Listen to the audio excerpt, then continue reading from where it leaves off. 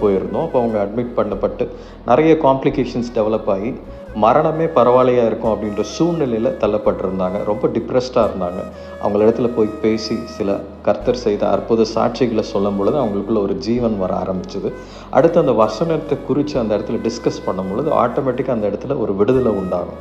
சத்தியத்தை அறிவீர்கள், சத்தியம் உங்களை விடுதலையாக்கும்ன்ற அந்த வார்த்தை நமக்குள்ள ஒரு பெரிய ஜீவனை, உற்சாகத்தை உண்டு பண்ணும். அப்போ அந்த இடத்துல பேசப்பட்ட நம்ம வசனம், உன் தேவனாகிய கர்த்தர் உன் நடுவில் இருக்கிறார், அவர் வல்லமையுள்ளவர், அவர் ரட்சிப்பார்.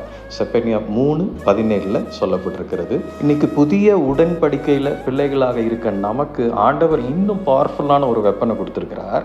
அவருடைய வசனம் என்ன சொல்லுகிறதுனா, இயேசு கிறிஸ்து உனக்குள்ளே வாசமாயிருக்கிறார், அவர் சர்வ வல்லவர், உன்னை ரட்சித்த தேவன், உன்னை ரட்சிப்பினால் அவர் கரம் பிடித்து நடத்துகிறார். அந்த ரட்சிப்பில் சுகம், பலன், ஆரோக்கியம், ஆசீர்வாதம் எல்லாம் நிறைவாய் வரும்.